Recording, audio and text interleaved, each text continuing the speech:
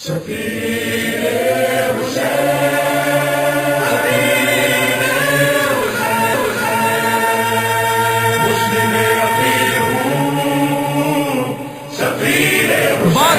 کا خوف حق سے کلیجہ لرز اٹھا، بس ایک صدا سے حاکم کوفہ لرز اٹھا۔ احساس قلب حق ہوں، ضمیر حسین ہوں، میں عاشق علی ہوں، اسیر حسین ہوں۔ زینب کا انتخاب مشیر حسین ہوں، پہچان لو مجھے میں سفیر حسین ہوں۔ میں سفیر حسین ہوں، میں سفیر حسین ہوں، میں سفیر حسین ہوں، میں سفیر حسین ہوں، میں سفیر حسین ہوں، میں سفیر حسین ہوں، میں سفیر حسین ہوں، میں سفیر حسین ہوں، میں سفیر حسین ہوں۔ مسلم صلی علی محمد وآل محمد وعجل فرجہ۔ بولی ماں کیا ہوا سکینہ کو غشیے کیوں آ گیا سکینہ کو غشیے کیوں آ گیا سکینہ کو کیوں یہ خاموش ہو گئی آخر کس نے کیا کہہ دیا سکینہ کو کس نے کیا کہہ دیا سکینہ کو کیا خبر اس کو کیا ہوا بیٹا دیکھو آج ذرا سکینہ کو دیکھو آج ذرا سکینہ کو نا شکایت ہے اب تماچوں کی نارزن کا گلا سکینہ کو نارزن کا گلا سکینہ کو بولی ماں کیا ہے کس بے قصو مظلوم کا یہ ماتم ہے فاطمہ آئی ہے رونے کو یہ کس کا غم ہے ننگے سر ساتھ ہے اورے بھی عجب عالم ہے رونے والوں سے رونے والوں سے شاد تو رونے والوں تمہیں رونے کا سلا دینے کو فاطمہ فاطمہ یہ تم اے عزادارو تمہیں خالق اکبر کی قسم کون مظلوم ہے وہ تم کو پیغمبر کی قسم نام لو اس کا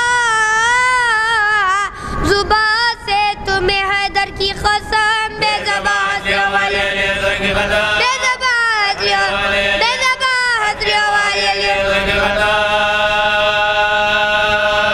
روکے کہہ دو کہ کوئی بے قصو مغموم نہیں جز حسین ابن علی اور یہی مظلوم مدینے کا ہے رہنے والا ایک سیدانی نے فاقوں میں جسے تھا پالا نہیں ارے برجے امامت کا یہی ہے آلہ ایک بے قصد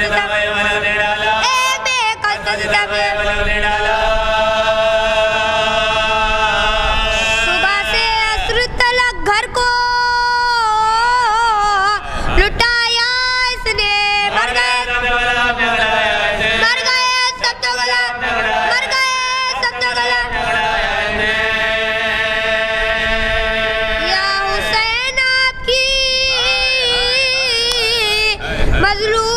غربت کے نثار، سر کو کٹوا دیا کس شان سے ہمت کے نثار، تائے خنجر بھی کیا سجدہ عبادت کے نثار، ننگے سر دے گا نام شیر کو ننگے سر دے گا نام شیر کو او پیدا آپ پہ منہ اشکوں سے دھونے والی یا حسین یا حسین یا حسین دیکھا اس بے قصو مظلوم کی شان غربت، چھوٹے بیٹے کی لہت کھو دی ہے عفت، کامتے ہاتھوں سے آغا نے بنائی تربت، کیا کہے کسے کہے کیا کہے کسے کہے قلبی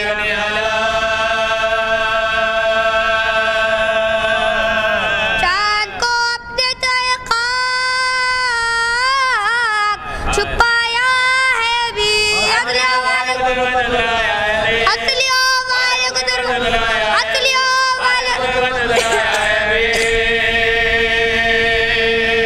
کس قدر بے قصو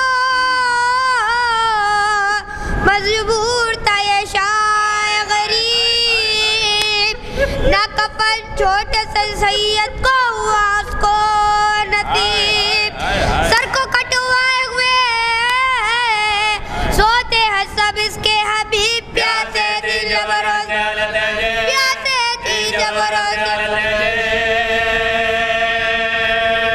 یا علی کہہ کے سنبھالا ہے دل مضطر کو غبار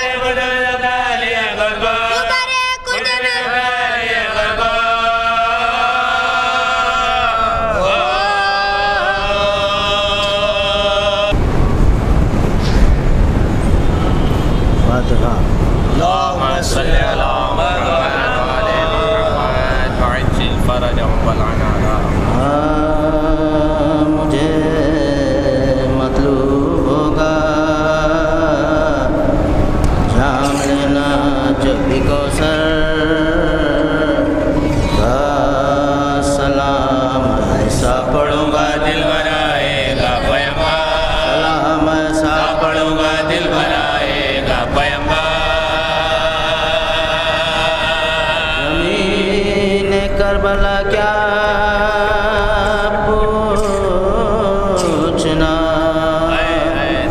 تیرے مقدر کا ہے تجھ تجھ میں میں آتم کو سرمایا پیمبر، تجھ میں آتم کو سرمایا پیمبر، کمر غم کیوں نہ ہو دل غم سے ٹوٹے، کیوں نہ سرور کا علم بردار رکھ بھائی کا بازو برابر، علم بردار رکھ بھائی کا بازو برابر، لبے دریا علم بردار بھی کام آ گیا آخر بس اب اللہ حضرت زینب کی چادر، بس اب اللہ حضرت زینب کی چادر، تیری غیرت کو آخر کیا ہوا، کچھ تو نے سوچا بھی بڑی محفل میں کیسا تذکرہ زینب کی چادر، بڑی محفل میں کیسا تذکرہ زینب کی چادر،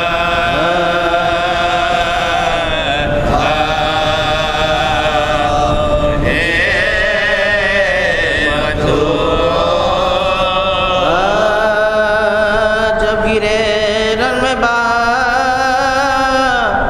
وفا با صدر زی سے ہوئے جدا با گرتے گرتے یہ دی صدا باز ہو گیا پاس،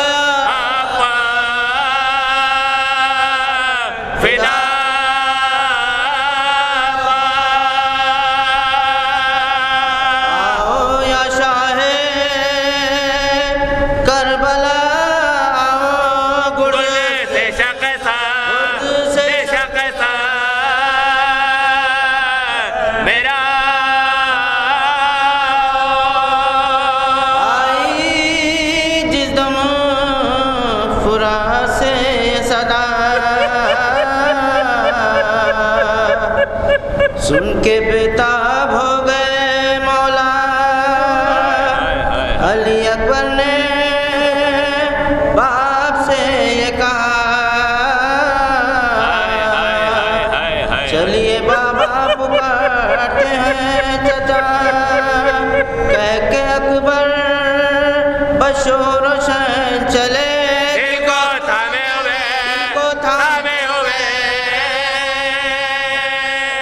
حسین چلے پیٹے تھے حسین سینوں سر تھے سنبھالے ہوئے علی اکبر اب جو پہنچے فرات پر سرور کی نگاہ بھائی کے جو لاش پر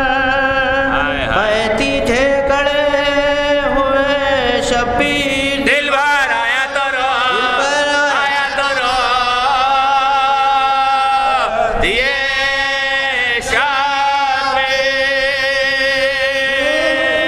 زخموں سے علی کا پسر جہاں لب ہے جری اٹھے کیوں کر تب کہا شاہ سے یہ رو رو کر دیکھیے میں پڑا ہوں ریتی پر او بل یہ میری خطا آپ ہے حجت خدا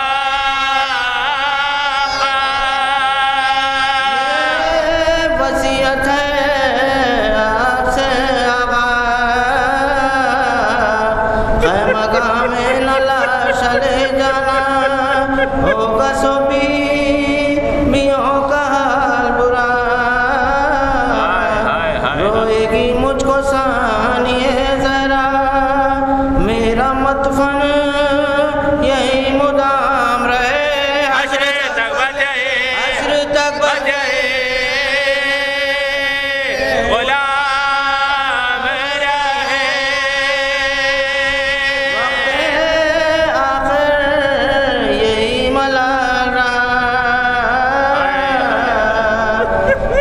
سکینہ کو انتظار میرا تھا اقرار پانی لانے کا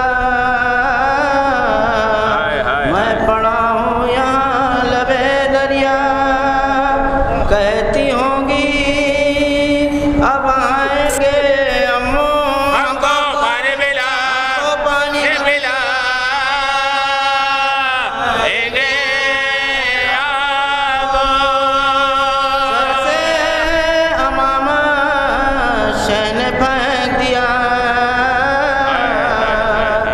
اپنی ٹوٹی کمر کو تھام لیا کہتے تھے کیا غضب ہوا بھیا تم نے غربت میں ساتھ چھوڑ دیا ریت پر سو رہے ہو کیا بھائی اٹھ کے بھائی کو دو صدا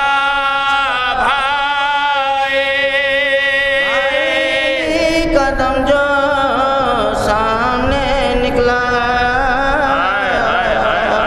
روئے سر پیٹ کر شہ والا مڑ کے کڑیل جوان سے یہ کہا لے چلو مشکو اور اللہ بیٹا ہم کو بیار کر گئے عباس مر گئے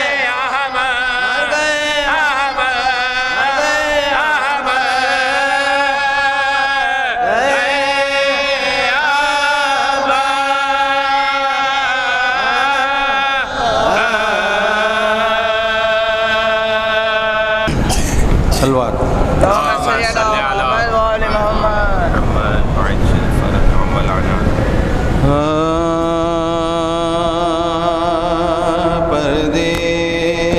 پردیس میں زینب کو بیٹھی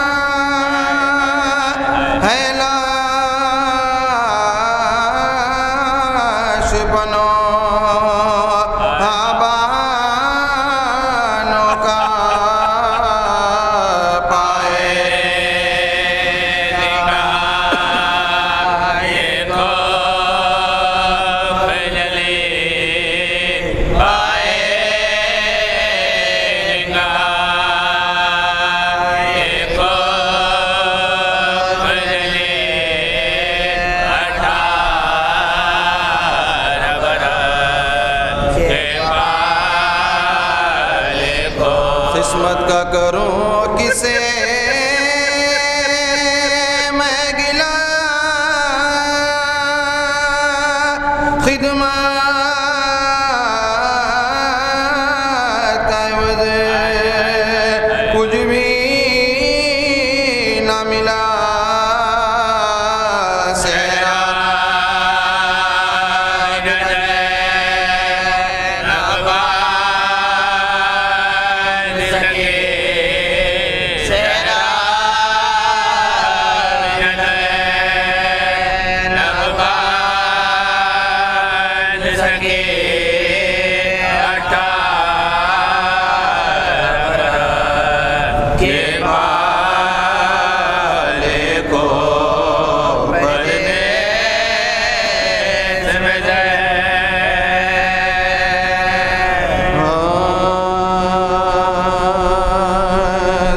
سینا سرن میں جو شیکا پسروا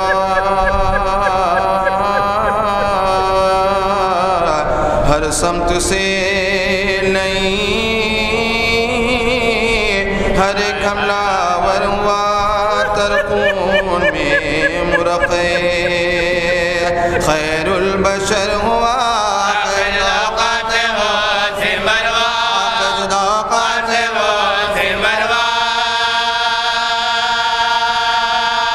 مقتل میں کیا وجود تھا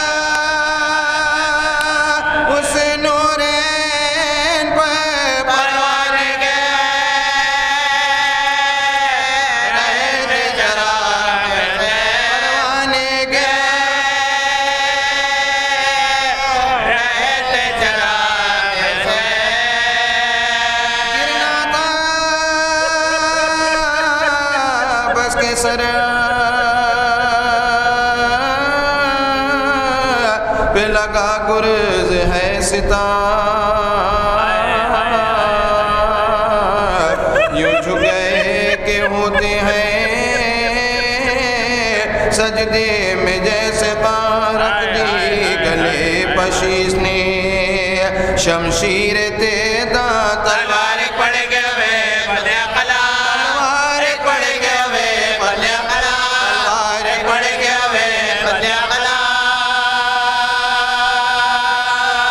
غلطہ کرو نہ رے تنے پانچ پانچ پہ دوڑا دو گھوڑے اکبر میں ملا دوڑا دو گھوڑے اکبر میں ملا حضرت کھڑے تھے خیمے کی پکڑے ہوئے تنا سن کر غلے رہی نا دل نا توا کو تاب نہ گا آئرن سے صدائے فلک جنا بیٹا جاز جاتا ہے اتنا بیٹا جاز جاتا ہے اتنا لاش پظلم جو بدت پال کرتے ہیں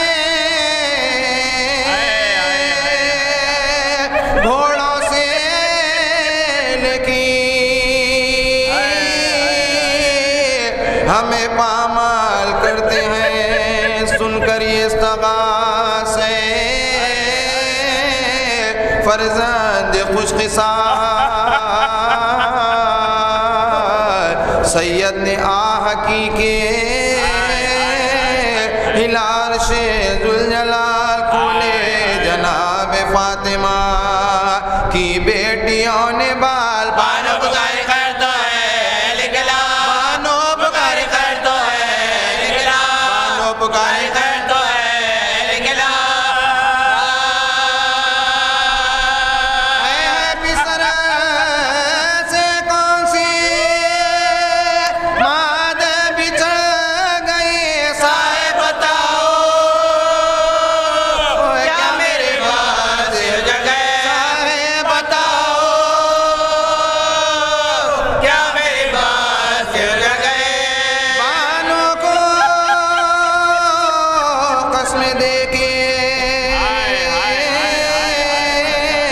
چلے شاہ نامدار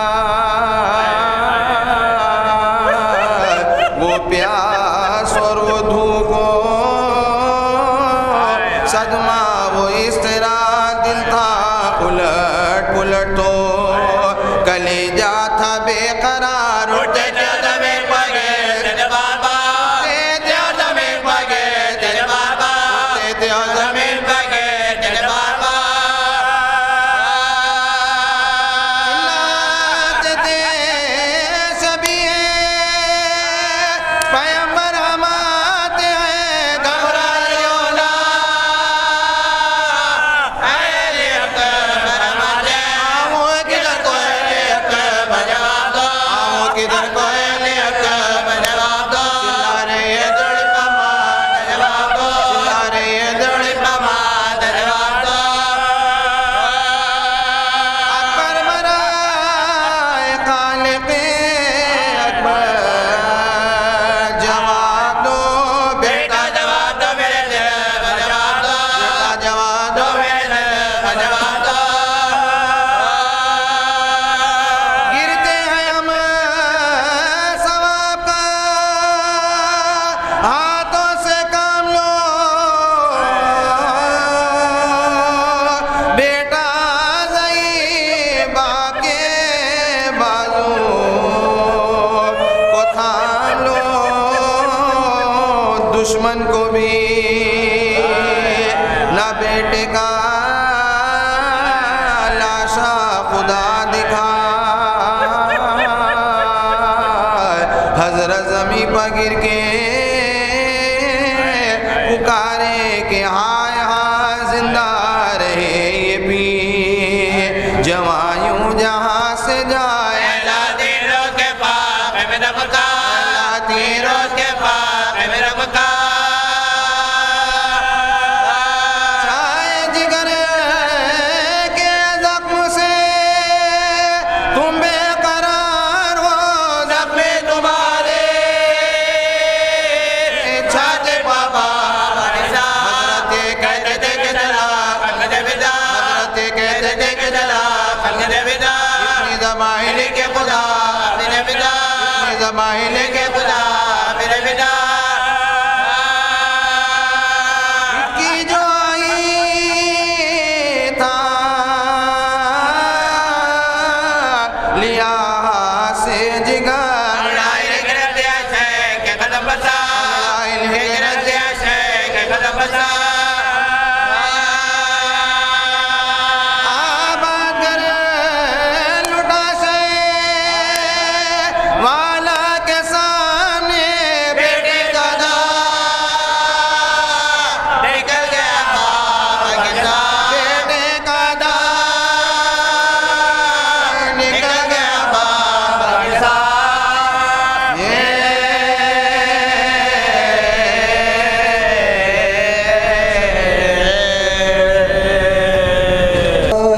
رن میں آ کر سکینہ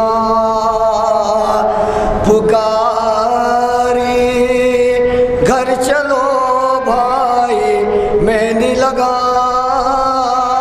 او بنے قاسم میں تو بواری گھر چلو بھائی میں دل کا ایسی شادی قیامت یہ آئی ہوئی دولہا دلہن میں جدائی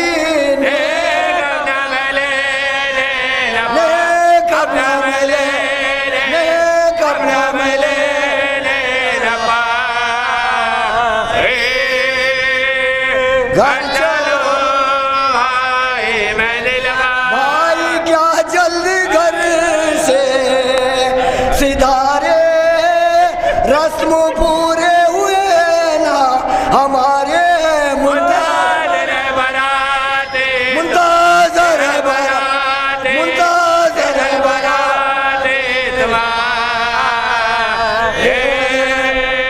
گھر چلو بھائی میں دل کا سب تھم گئے مگر نہ تماشا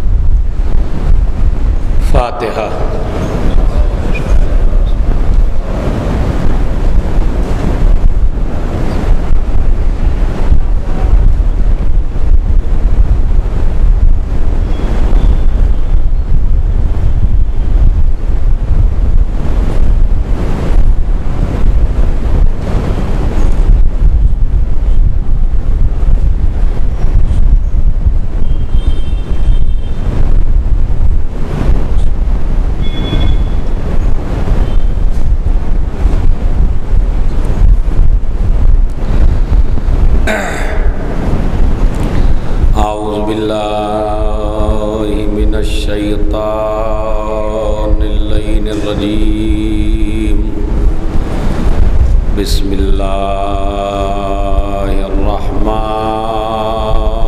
الرحیم الحمد للہ رب العالمین الصلاۃ والسلام علی اشرف الانبیاء والمرسلین شفیع المذنبین الذی بعثہ رحمۃ للعالمین سیدنا و مولانا و مولا الثقلین محبوب رب المشرقین والمغربین جد الحسن والحسین ابی القاسم محمد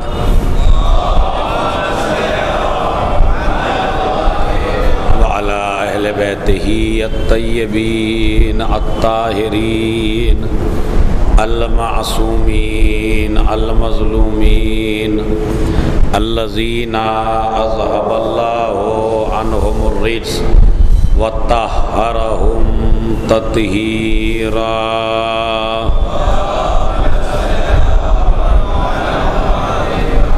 ولعنۃ اللہ علی اعدائہم اجمعین من یومنا ھذا الی قیام یوم الدین اما بعد قال رسول اللہ صلی اللہ علیہ وآلہ وسلم اوصیکم بہا فہی شبیہۃ خدیجۃ الکبریٰ صلوات بھیج دیں محمد علیہ ایک مرتبہ سورہ حمد اور 3 مرتبہ سورہ قل ھو اللہ کی تلاوت فرما کر سید عسکری حسین مرحوم اور اہلیہ انجم فاطمہ کی مرحومہ کی روح کو ایصال فرمائیں۔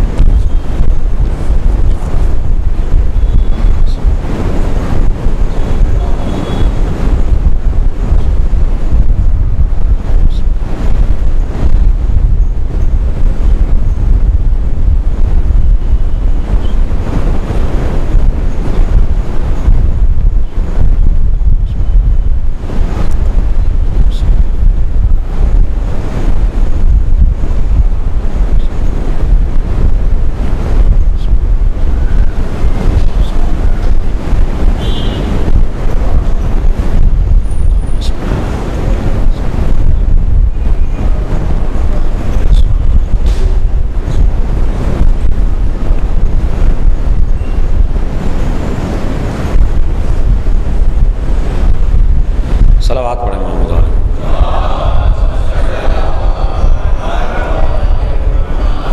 ایک اعلان اور سماعت فرما لیں بس۔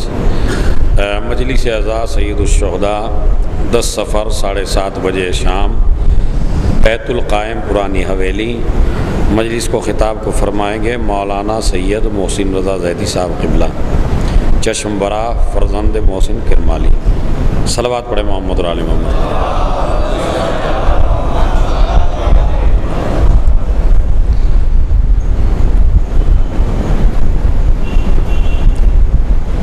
چونکہ بانی مجلس کی ایک خواہش ہے کہ تقریر جناب زینب کبریٰ سلام اللہ علیہا پہ ہو، اسی لیے میں نے آپ حضرات کی خدمت میں جو حدیث پیغمبر پیش کی ہے وہ بہت ہی مشہور اور معروف حدیث جو نبی نے جناب زینب کبریٰ سلام اللہ علیہا کے حوالے سے ارشاد فرمائی ہے، اس میں نبی ارشاد فرماتے ہیں اے میرے صحابہ، اے میرے کلمہ پڑھنے والوں، اے مسلمانوں، اوصیکم بہا فہی شبیہۃ خدیجۃ الکبریٰ، میں تمہیں نصیحت کر رہا ہوں، میں تمہیں وصیت کر رہا ہوں کہ تم زینب کبریٰ کا احترام کرنا، اس لیے کہ یہ اپنی نانی خدیجہ کی شبیہ ہے۔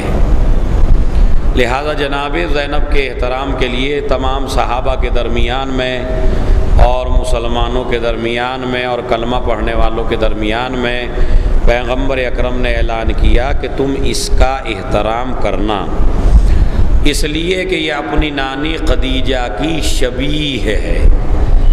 تو سب سے پہلے جناب زینب کو سمجھنے کے لیے ہمیں یہ سمجھنا پڑے گا کہ خدیجہ کون ہے، یہ بی بی کون ہے کہ جس کا حوالہ ہمارا پیارا نبی دے رہا ہے کہ تم زینب کا احترام کرو اس لیے کہ یہ خدیجہ کی شبیہ ہے۔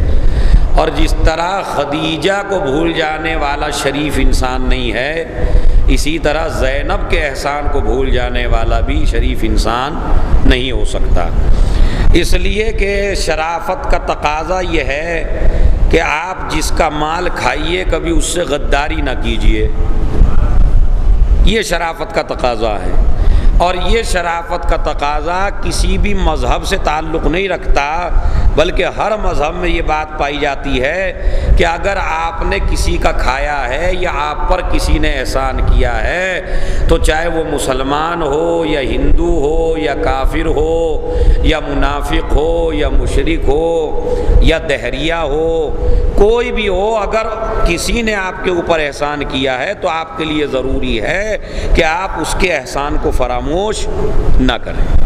اور اگر آپ ایسا کرتے ہیں تو پھر دنیا آپ پہ انگلیاں اٹھائے گی اور یہ کہے گی کہ یہ آدمی کچھ بھی ہو مگر اس کے اندر شرافت نہیں پائی جاتی ہے۔ اس لیے کہ شرافت کا تقاضا ہے کہ انسان احسان کرنے والے کو یاد رکھے، اپنے محسن کو نہ بھولے۔ اسی لیے آواز قدرت آتی ہے جوانوں کے لیے کہ جو ماں باپ کا نہیں ہو سکتا وہ ہمارا کبھی نہیں ہو سکتا ہے۔ جو جوان اپنے ماں باپ کا نہیں ہو سکتا وہ کبھی ہمارا نہیں ہو سکتا۔ کیوں؟ اس لیے کہ ماں باپ احسان کرتے ہوئے نظر آ رہے ہیں، ماں کھلاتے ہوئے نظر آتی ہے، باپ خدمت کرتے ہوئے نظر آتا ہے، ماں سلاتی ہے، آغوش میں لیتی ہے، اپنے منہ سے نکال کے آپ کے منہ میں دیتی ہے، خود گیلے میں سوتی ہے، آپ کو سوکھے میں سلاتی ہے۔ باپ چاہے جتنا پریشان ہو، بخار کی حالت میں ہو، مرض کی حالت میں ہو، مگر تمہارے لیے کما کے لاتا ہے۔ اس کے باوجود اگر تم نے ان کا احسان نہ مانا، اگر تم ان کے نہ ہو سکے تو ہمارے کبھی نہیں ہو سکتے۔ کیوں؟ اس لیے کہ یہ تو دیتے ہوئے نظر بھی آتے ہیں، ہم دیتے ہوئے نظر بھی نہیں آتے ہیں۔ خدا نظر نہیں آتا ہے بندے کو، دیتا وہی ہے مگر پروردگار نظر نہیں آتا۔ تو سب سے نالائق جوان وہ ہے جو ان ماں باپ کا بھی نہ ہو سکے جو نظر آ رہے ہیں۔ سامنے ہیں ماں باپ مگر یہ ان کا احسان نہیں مان رہا ہے، احسان فراموش ہو گیا ہے۔ تو یاد رکھیے دنیا کے کسی بھی مذہب میں احسان فراموش کی کوئی جگہ نہیں ہے۔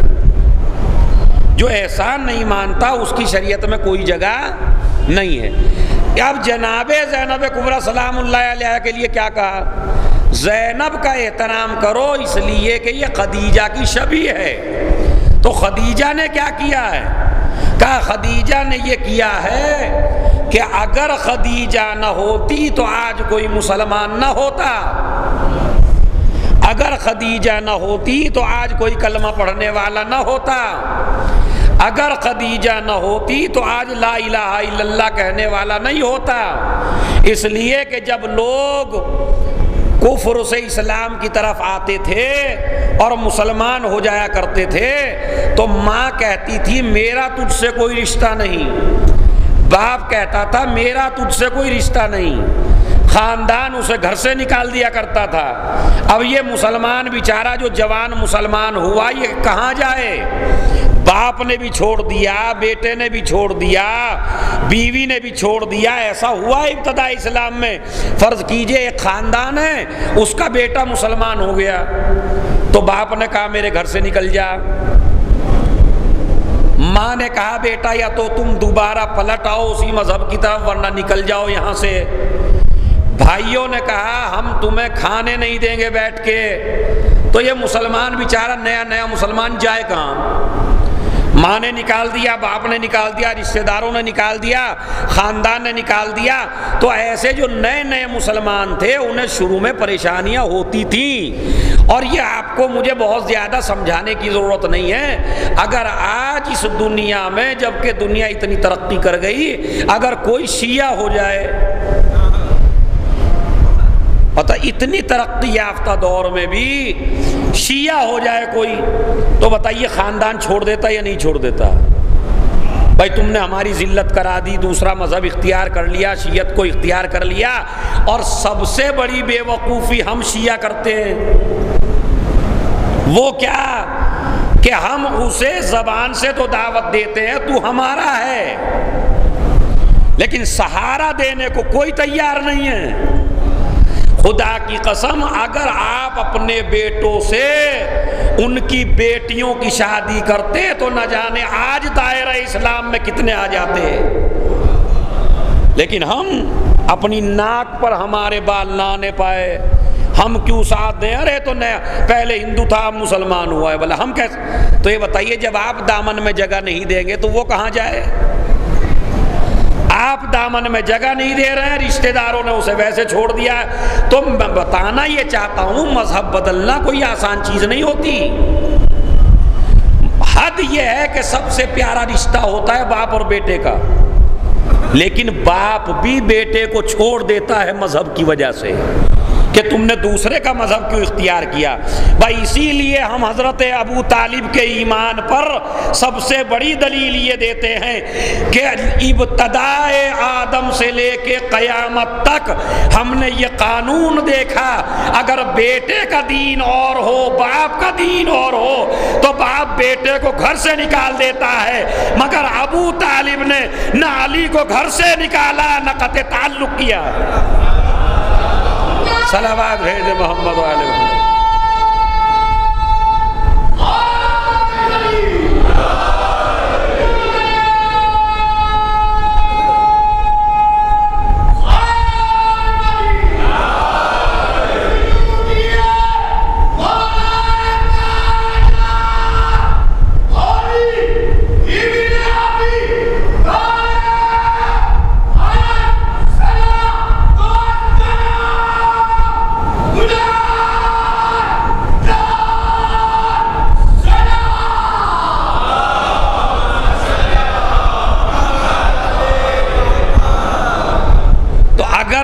دیکھیں پھر بتا رہا ہوں, مذہب کا بدلنا آسان بات, سب سے بھاری مسئلہ ہے مذہب کا بدلنا. جو بدلتا ہے اسے پتا ہے کیا کیا پریشانیاں اٹھانی پڑتی ہیں. تو یہ بتائیے جو نئے نئے مسلمان ہو کے آتے تھے اور بیچارے بھوکے ہیں, پیاسے ہیں, کھانے کو کچھ بھی نہیں ہے, اب یہ جو دولت خرچ ہوئی یہ کس کی خرچ ہوئی؟ یہاں جو ان بھوکوں کو کھلایا, پیاسوں کو پانی پلایا, جو بے گھر تھے ان کو گھر دیا, جو بے لباس تھے ان کو لباس دیا, وہ خدیجہ کہ جس کے خزانے کی چابیاں اونٹوں پہ چلا کرتی تھیں. یعنی اتنی عظیم خاتون, خزانے اونٹوں پہ نہیں چلتے تھے, خزانوں کی چابیاں چلتی تھی اونٹوں کے اوپر. اور اتنی دولت تھی کہ پورے عرب میں ان سے بڑا کوئی مالدار نہیں تھا. لیکن وہ خدیجہ ادھر مسلمان 10 مسلمان ہوئے, کل 50 مسلمان ہوئے, آج 30 مسلمان ہوئے, آج یہ مسلمان ہوئے, تو نبی جو ان مسلمانوں کو باقی رکھ رہے ہیں اس میں سب سے زیادہ محنت کس کی ہے؟ توجہ چاہتا ہوں یہ تاکہ ایک تمہید واضح ہو جائے تو پھر آپ مسئلے کو سمجھیں گے کہ نبی نے کیوں شباہت دی جناب زینب کبریٰ کو جناب خدیجہ سے. حد تو یہ ہے کہ ایک دفعہ رسول منہ لٹکائے ہوئے آئے, چہرہ بالکل لٹکا ہوا. فخر الدین رازی علماء اہل سنت کا مشہور عالم ہے, وہ یہ لکھتا ہے کہ چہرہ لٹکا ہوا ہے پیغمبر اکرم کا. جناب خدیجہ نے دیکھا میرے سرتاج آپ کے چہرے پر یہ آثار حزن و ملال کیسے آیا ہیں؟ کہا خدیجہ پریشان ہوں. کیوں پریشان ہو؟ کہا اس لیے کہ بعض مسلمان اب بھی ایسے ہیں جن کے پاس کھانے کے لیے کچھ نہیں ہے. اب جتنی دولت خدیجہ کے پاس بچی تھی, فخر الدین رازی نے لکھا کہ سارے روپوں کا ڈھیر لگا دیا نبی کے سامنے لا کر, اور کہتے ہیں پورے زر و جواہرات جتنے بھی تھے ابھی تو خرچہ کر رہی ہیں نا کئی سال سے، جو بچا وہ سارا لا کے ڈال دیا۔ کہتے ہیں اتنی دولت تھی کہ جب بیچ میں دولت رکھ دی گئی تو نہ نبی خدیجہ کو دیکھ پا رہے تھے، نہ خدیجہ نبی کو دیکھ پا رہی تھی، اتنی زیادہ دولت لا کے رکھ دی۔ کہا لگاؤ مسلمانوں کو لائن میں، تمام مسلمان لائن میں آ کے لگے، جس کے پاس کچھ نہ ہو وہ آئے اور دولت لے کے جائے۔ ایک صحابی کو کھڑا کیا، نبی کو برابر میں کھڑا کیا، خود سامنے کھڑی ہوئی، اور ایک مرتبہ مسلمان جھولیاں پھیلاتے تھے، لے کے جاتے تھے۔ جناب خدیجہ نے کہا ایسے نہیں، جھولیوں میں مال لیتے جاؤ، میرے شوہر کا کلمہ پڑھتے جاؤ۔ ہر مسلمان کہتا ہے لا الہ الا اللہ محمد الرسول اللہ، لا الہ الا اللہ محمد الرسول اللہ، اپنی جھولیاں بھر کے لے جا رہے ہیں، ساری دولت ختم ہو گئی۔ اب انصاف سے بتائیے بھائی، یہ تمہید کی منزلیں تھی کہ نبی نے تو اسلام پہنچایا، لیکن اسلام پھیلانے میں جس کی دولت کام آئی اسے خدیجہ کہتے ہیں، اور دولت خرچ ہوئی خدیجہ کی، اور اللہ یہ کہتا ہے میرے پیغمبر کیا ہم نے آپ کو اپنے مال سے غنی نہیں بنایا؟ نہیں، ضائع نہیں ہونی چاہیے میری بات، کیا ہم نے آپ کو غنی نہیں بنایا اپنے مال سے؟ اے اللہ، دولت خرچ ہو رہی ہے خدیجہ کی اور تو کہہ رہا یہ میرا مال ہے۔ کہا میں اس وجہ سے دنیا کا ہر امیر جب بھی مال جمع کرتا ہے کچھ حلال کا ہوتا ہے کچھ حرام کا ہوتا ہے، خدیجہ کا مال اتنا پاک ہے کہ اس کا مال نہیں ہے، میرا مال۔ صلوات بھیج دیں محمد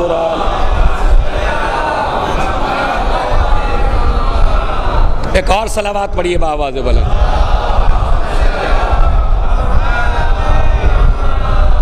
یہ خدیجہ کا مال نہیں ہے یہ، ورنہ مال میں نہ جانے کیا کیا ملاوٹ ہو جاتی ہے۔ ضرورت نہیں ہے کہ سارا مال پاک ہی ہو جو مالدار ہو، مگر خدیجہ کا مال اتنا پاک ہے جسے اللہ کہتا ہے یہ میرا۔ ایک صلوات پڑھتے، تھوڑا آگے آگے تشریف لائے تاکہ بیچ میں کوئی نہ بیٹھے آگے۔ صلوات پڑھیے، آئیے اور آئیے آگے کو آئیے، صلوات پڑھتے ہوئے آئیے۔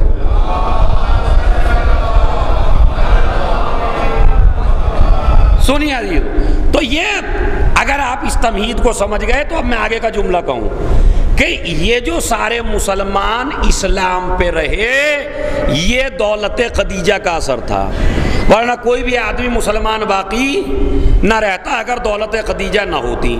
تو اسلام پھیلایا کس نے؟ اسلام پھیلایا کس نے؟ نبی نے اور دولت خدیجہ نے، یعنی خدیجہ نے اسلام پھیلایا اپنی دولت کے ذریعے سے۔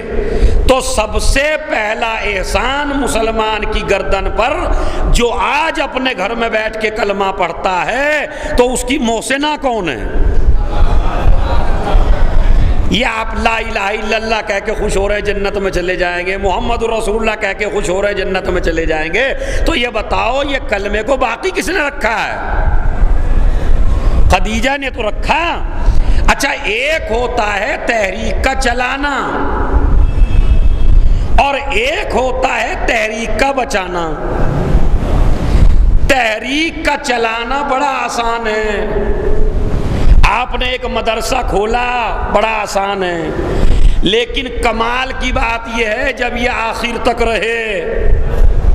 بات سمجھ رہے ہیں؟ آپ نے ایک کالج بنایا، یہ بڑا آسان ہے، لیکن اس کالج کو اچھا کالج بنا کے باقی رکھنا یہ بہت بڑا کام ہے۔ تو تحریک کا چلانا آسان ہوتا ہے اور تحریک کا باقی رکھنا، ہاں میرے ساتھ بولیے، تحریک کا چلانا آسان ہوتا ہے، تحریک کا باقی رکھنا مشکل ہوتا ہے۔ اب میں بتاؤں نبی نے کیوں فرمایا کہ زینب کا احترام کرو، اس لیے کہ یہ خدیجہ کی شبیہ ہے۔ زینب کا احترام کرو، اس لیے کہ یہ خدیجہ کی شبیہ ہے۔ کیوں احترام کرے؟ کہا جس نے اسلام کی تحریک پھیلائی اسے خدیجہ کہتے ہیں، جس نے تحریک اسلام بچائی اسے زینب کہتے ہیں۔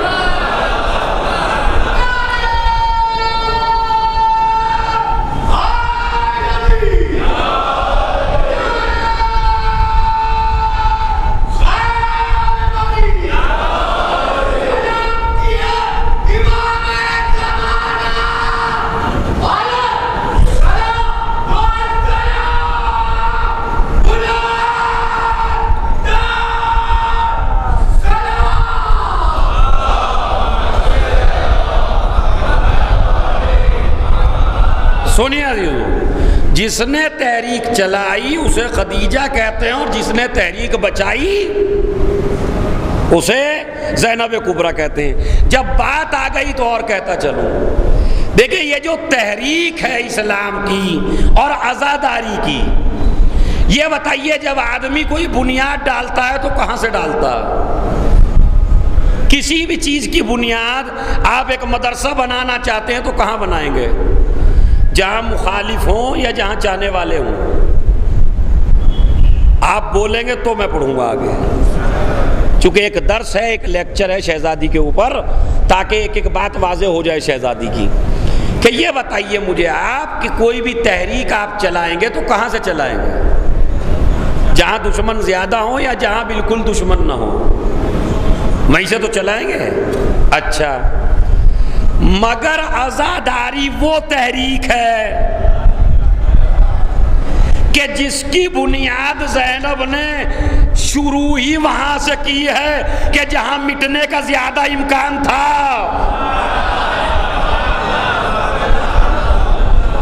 یعنی آپ مدرسہ کالج ہاسپٹل وہاں بناتے ہیں جہاں مخالفین کم ہوں۔ زینب نے مجلس کی بنیاد وہاں سے رکھی جو مجلس کا سب سے بڑا دشمن تھا، اور بنیاد رکھ کے بتایا کہ جب ہم ابتدا میں نہیں ڈرے تو انتہا میں بھی نہ ڈرنا۔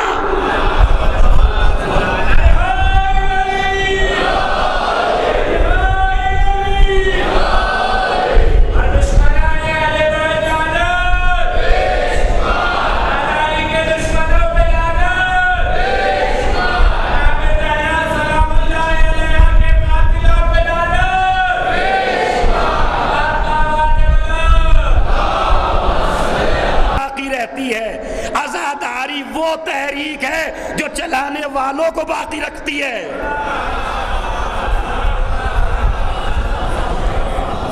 یا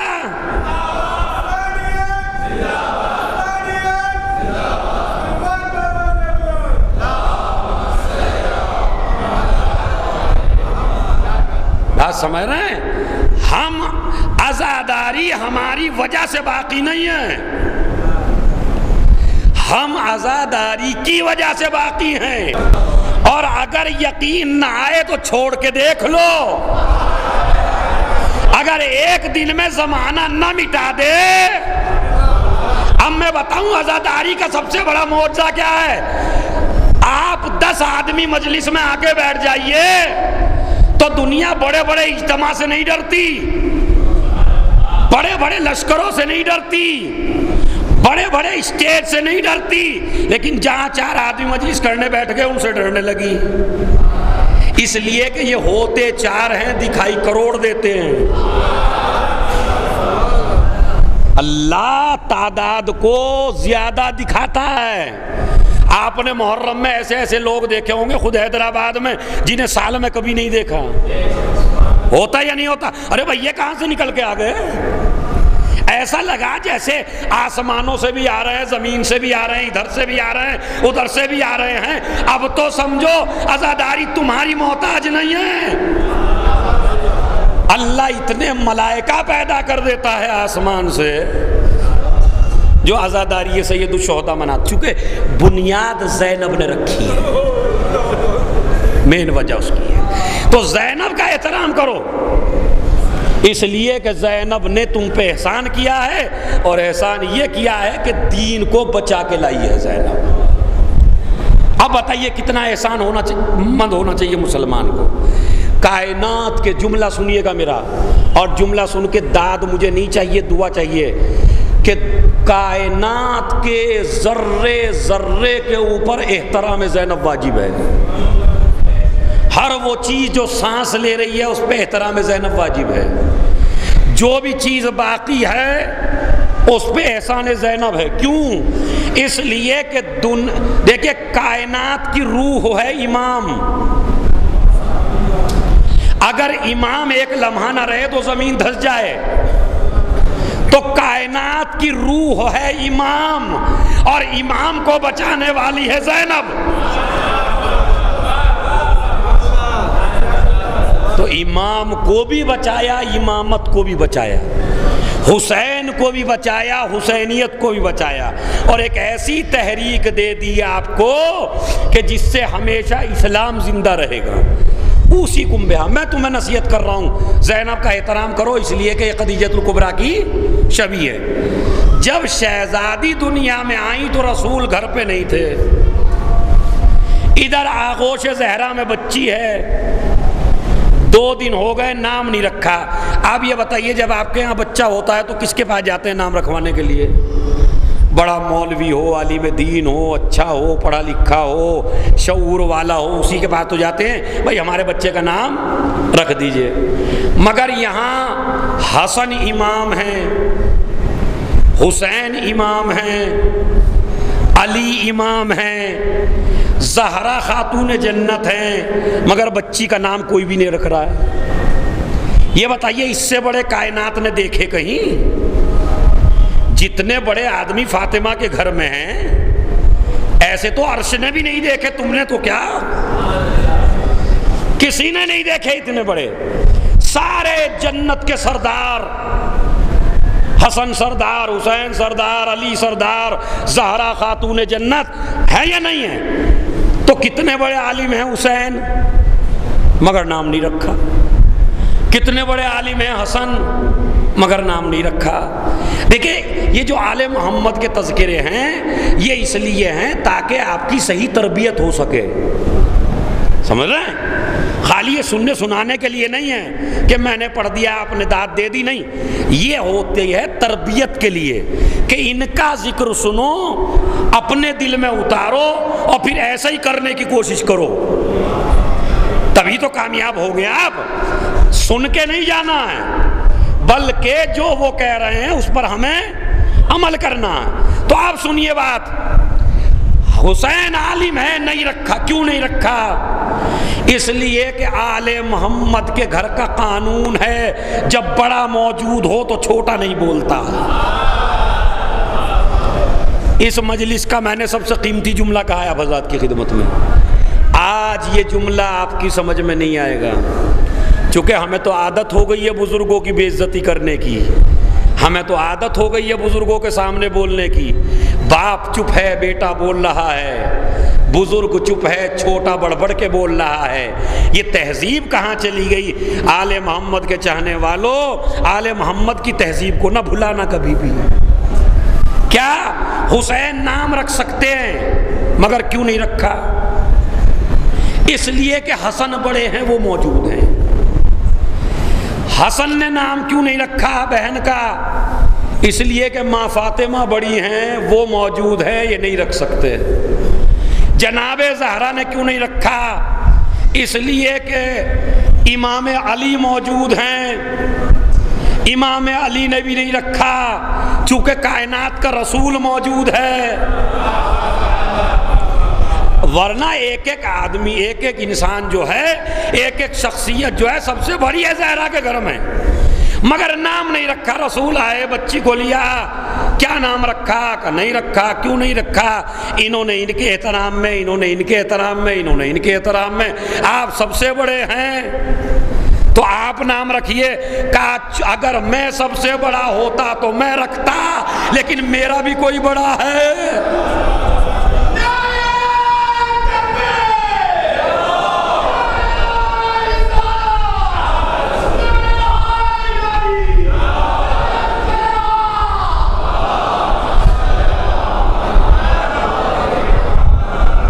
ایک اور صلوات پڑھیے بآواز بلند.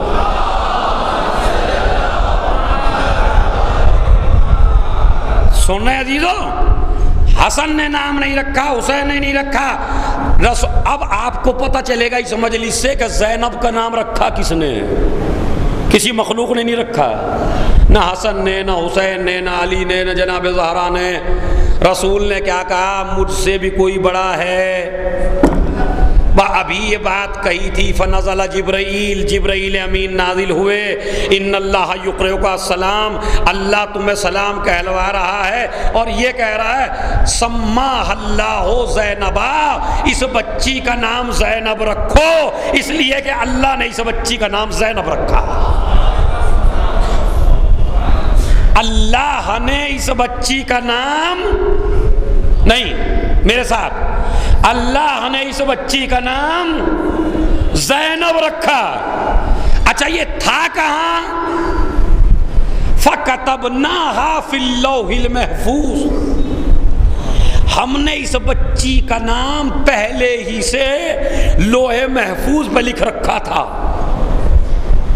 لفظ زینب کہاں لکھا ہوا تھا؟ لوح محفوظ پر. ابھی آپ کو معراج ہوگی انشاءاللہ جب آپ بات سمجھیں گے. اس بچی کا نام اللہ نے زینب رکھا ہے، زینب رکھو، رکھ دیا رسول نے نام زینب. اے میرے پیارے نبی، فَكَتَبْنَاهَا فِي اللَّوْحِ الْمَحْفُوظ، ہم نے اس بچی کا نام زینب لوح محفوظ پہ لکھا تھا. اچھا یہ لوح محفوظ کیا ہے؟ تمام مسلمانوں سے پوچھے، سنی شیعوں سے، کہ جب تک قرآن نازل نہیں ہوا تو بتائیے یہ کہاں تھا؟ علی نے انگوٹھی دی تو آیا ولایت آئی، یہ مباہلے میں گئے تو آیا مباہلہ آئی، انہوں نے چادر اوڑھ لی تو آیا تطہیر آئی، انہوں نے روٹیاں کھلا دی تو ہلاتا نازل ہو گیا. تو یہ عمل کرتے گئے، بنتی گئی حق کی کتاب. ان کے کردار کا آئینہ ہے قرآن کیا ہے. تو وہ عمل کرتے گئے، قرآن جیسے جیسے انہوں نے عمل کیا ویسے ویسے قرآن بنتا چلا گیا. اب سنیے عزیزو یہاں سے، تو قرآن تو کہہ رہا ایک رات میں نازل ہوا. کہا نہیں جناب، یہ ایک رات پہ نازل ہوا لوح محفوظ پر.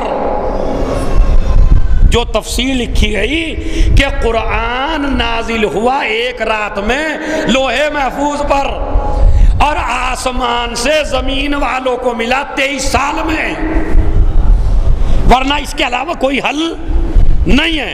اب جملہ سنیے یہاں پر، کہاں تھا قرآن نازل ہونے سے پہلے؟ کہ لوح محفوظ پر. مجھے یہ بتائیے کہ قرآن کو رکھنے کے لیے کتنی پاکیزہ جگہ ہو. نجس جگہ پہ آپ قرآن نہیں رکھ سکتے. ہم یہی تو مسلمانوں کو سمجھاتے ہیں، اگر قرآن صامت نجس جگہ پہ نہیں رکھا جا سکتا تو قرآن ناطق کسی کافر کے صلب میں نہیں رکھا جا سکتا. مگر جس معراج کو میں آپ کو سمجھانا چاہتا ہوں، تو لوح محفوظ پہ کیا لکھا ہوا تھا؟ قرآن. اور اللہ کیا کہتا ہے؟ ہم نے لفظ زینب کو لکھا تھا لوح محفوظ پر. یعنی جہاں قرآن لکھا ہوا تھا وہیں لفظ آئے، جہاں قرآن لکھا ہوا تھا وہیں لفظ زینب لکھا ہوا تھا. اب میں ایک جملہ کہوں، جتنی پاکیزہ جگہ قرآن کو چاہیے اتنی ہی پاکیزہ جگہ لفظ زینب کو چاہیے. فَكَتَبْنَاهَا فِي اللَّوْحِ الْمَحْفُوظ، ہم نے اس بچی کا نام زینب لوح محفوظ میں لکھا تھا. اچھا اس کے بعد پھر فرمایا، سینے سے لگایا جناب زینب کبریٰ سلام اللہ علیہ کو، سینے سے لگا کے بوسہ دیا. جبرائیل نازل ہو ہی رہے ہیں، فضائل بتا رہے ہیں. اس کے بعد سنیے، لفظ زینب اللہ نے رکھا، لوح محفوظ میں تھا. معنی کیا ہے؟ معنی کیا ہے؟ زین و اب، زین کہتے ہیں زینت کو اور اب کہتے ہیں باپ کو. زین و اب، باپ کی زینت. باپ کون ہے؟ علی ابن ابی طالب، زین و اب باپ کی زینت. دیکھیے اسی لیے کسی مخلوق نے نام نہیں رکھا، چونکہ نام ہے زینب باپ کی زینت. نام وہ رکھ سکتا ہے کہ جو باپ کو سب سے زیادہ جانتا ہو. علی کی زندگی کا جو ہر رخ جانتا ہو بس وہی نام رکھ سکتا ہے. زین و اب باپ کی زینت. جناب زہرا کا لقب کیا ہے؟ ام ابیہا، اپنے باپ کی ماں. یہ اپنے باپ کی زینت، وہ اپنے باپ کی ماں. اس کا مطلب ہے اللہ نے ایسی ماں بیٹیاں پیدا ہی نہیں کی ہیں کہ وہ زینت بن جائے، وہ ماں بن جائے. زین و اب میں پوری دنیا کا خلاصہ کر کے بتاؤں آپ کو کہ زینب کا مطلب کیا ہے. پوری کائنات کی زینت ہے انسان. انسان کی زینت ہے مسلمان. مسلمان کی زینت ہے ایمان. ایمان کی زینت ہے شیعت. شیعت کی زینت ہے عبادت. عبادت کی زینت ہے نماز. نماز کی زینت ہے سجدہ. سجدے کی زینت ہے علی. علی کی زینت ہے زینب.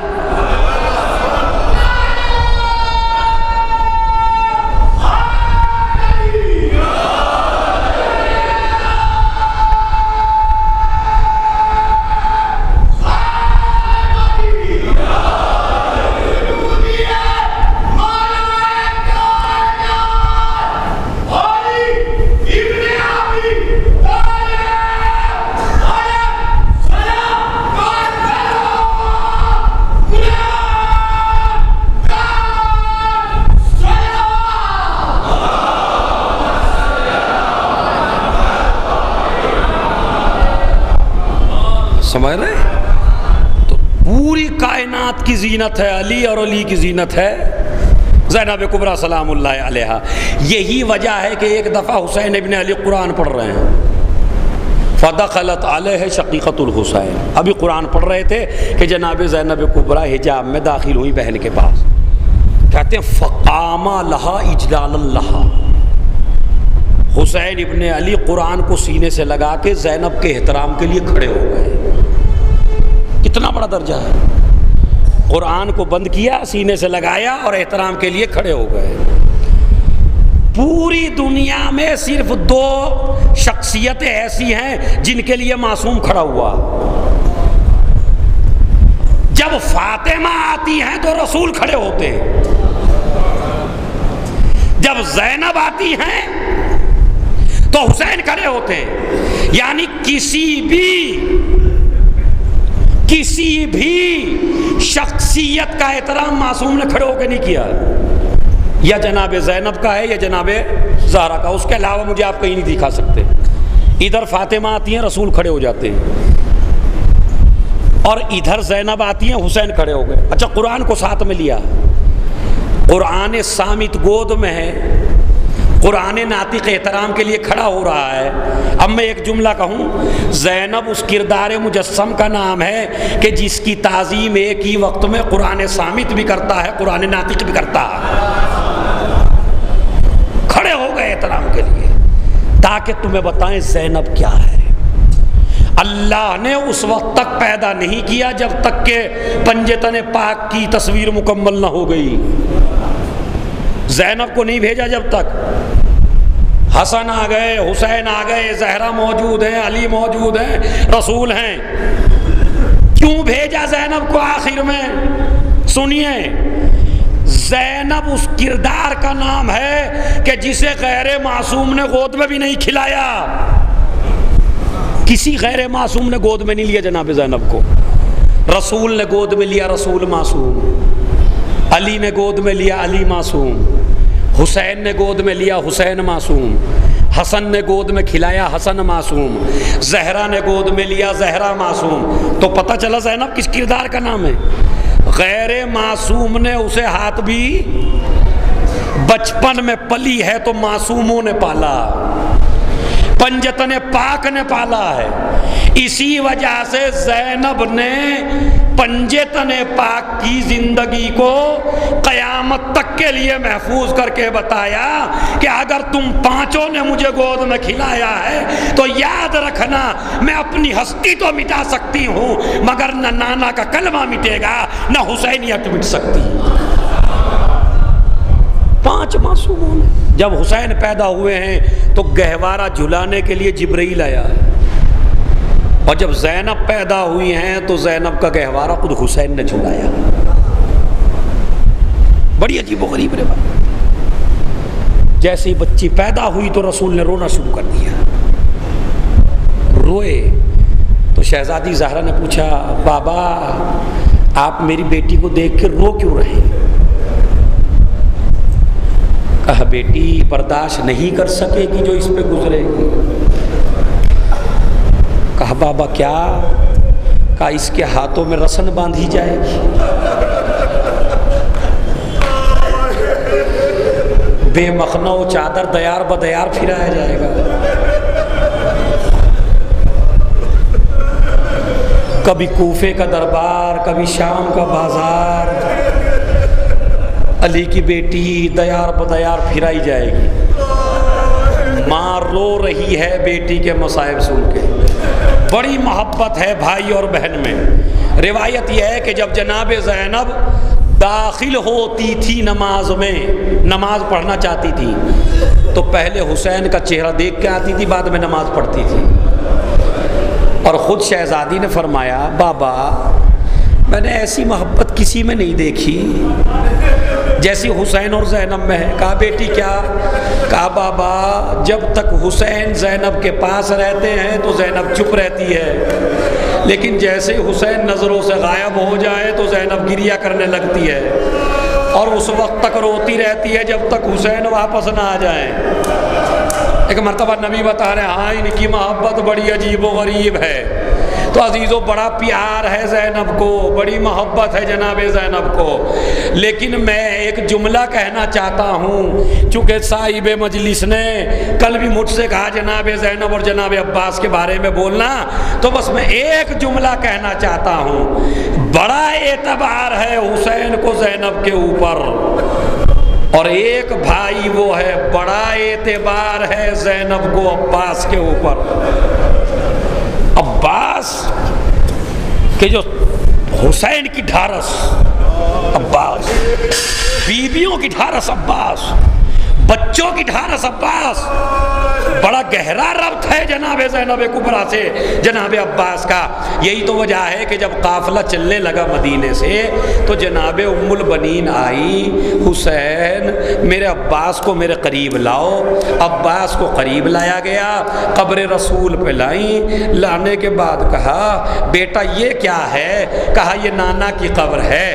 کہا یہ کیا ہے؟ کہا یہ آپ کا سر ہے. بیٹا ایک ہاتھ قبر رسول پہ رکھو, ایک ہاتھ میرے سر پہ رکھو, اور قسم کھاؤ جب تک زندہ رہو گے زینب کے سر سے چادر نہیں چھننے دو.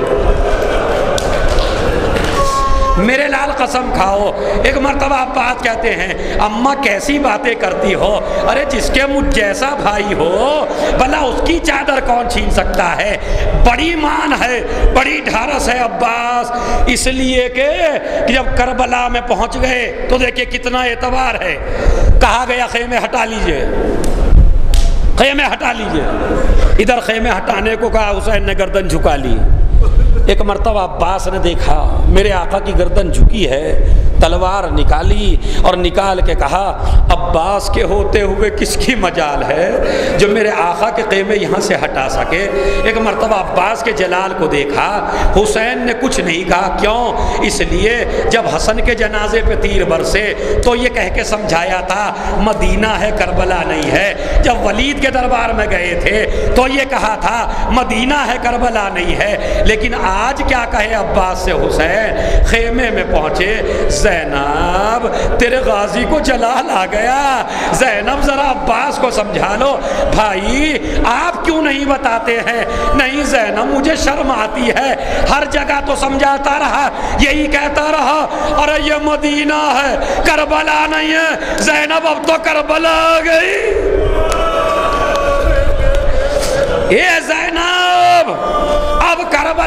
گئی ہے.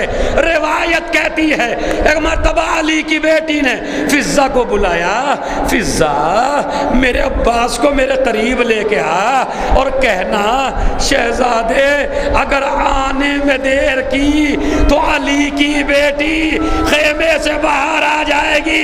جیسے ہی فضہ نے کہا عباس نے تلوار کو توڑا، خیمے میں آئے. اے شہزادے، ارے عباس کے ہوتے ہوئے اور آپ یہ کہہ رہی ہیں میں خیمے سے باہر آ جاؤں. ہاں عزیزو سنیے، ابھی 18 ہے. جب تک کربلا میں عباس ہے ہر بچے کو 18 ہے، ہر بیوی کو 18 ہے. لیکن جب عباس جانے لگے اور حسین نے کہا نہیں نہیں میں اجازت نہیں دے سکتا، تم تو میرے لشکر کے علمدار ہو، اگر تم چلے گئے میرا لشکر برباد ہو جائے گا. آواز دی آقا وہ لشکر ہی کہاں رہا، وہ لشکر ہی کہاں رہا جس کا میں علمدار تھا. کہا نہیں آقا اجازت دے دو. اجازت نہ ملی. خیمے میں پہنچے، کیا دیکھ اس خیمے میں گئے جس خیمے میں مشکیزیں رکھے ہوئے تھے.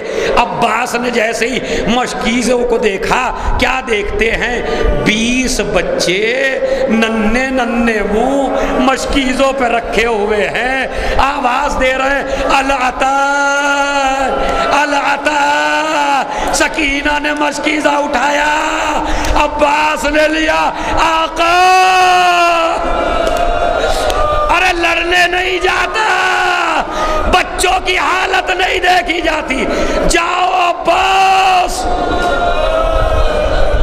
بچوں کی حالت بتاؤں کیا تھی آپ سے، مجھے شہادت نہیں پڑھنی ہے، 2 جملے کہہ کے مصائب تمام کر دینا.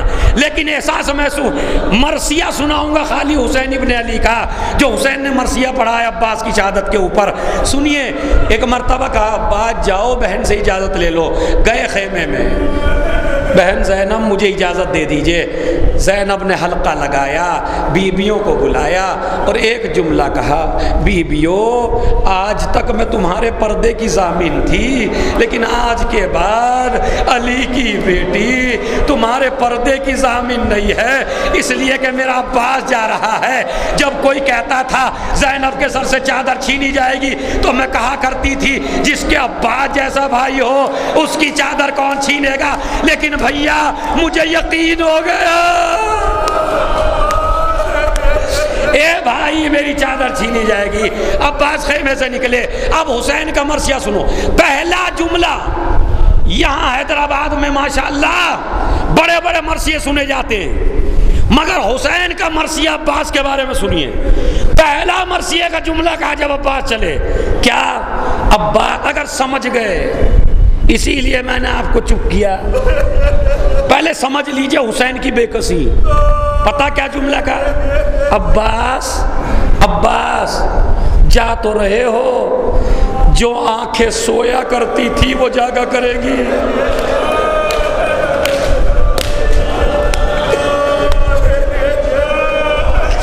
نہیں مصرع سمجھیے، جو آنکھیں جاگا کرتی تھی وہ سویا کریں گی، جو تیرے خوف سے جاگا کرتے تھے. مطلب کیا ہے؟ مطلب یہ ہے نہ سکینہ سوئے گی نہ زینب سوئے گی، اور جتنے لوگ جاگتے تھے ظالم سویا کریں گے. عباس علم کو جھکاؤ، علم کو جھکایا، کچھ لکھا کچھ مٹایا، مٹایا نصر من اللہ فتح قریب. حسین نے لکھا ان للہ وَإِنَّا إِلَيْهِ راجعون. بس عزیزو سنو، یہاں پھر تھوڑا سا خاموش ہو کے سنیے، چونکہ بڑا عجیب و غریب مرثیہ ہے. عباس گئے، فرات پہ قبضہ کر لیا، دونوں ہاتھ کٹ گئے، اپنے آقا کو پکار لیا. اب جو حسین کے چلنے کی کیفیت ہے وہ سنو. جیسے ہی عباس نے پکارا حسین چلے. کیسے چلے؟ مرثیہ پڑھتے ہوئے، الان انکسر ظہری، بھائی میری کمر ٹوٹ گئی، وقلت حیلتی، میرا کوئی مددگار نہیں رہا. نہیں اب اس مصرے پہ مجھے مجلس تمام کرنی ہے. عباس میری کمر ٹوٹ گئی, وقلت حیلتی, میرا کوئی مددگار نہیں رہا. پہلے چپ ہو کے سن لیجئے, گھروں کو روتے ہوئے جائیں گے. جو مرثیہ پڑھا حسین نے, بعد میں کیا کہا, وَطَعَنَ بِيَدُوِّ وَطَعَنَ بِيَدُوِّ وَطَعَنَ بِيَدُوِّ. عباس میرے دشمن مجھے تانا دے رہے ہیں. حسین تجھے بڑا غرور تھا اپنے عباس کے اوپر, بتا تیرا شیر کا اے ابا, ارے مجھے تنہا چھوڑ گئے, میرا کوئی مددگار.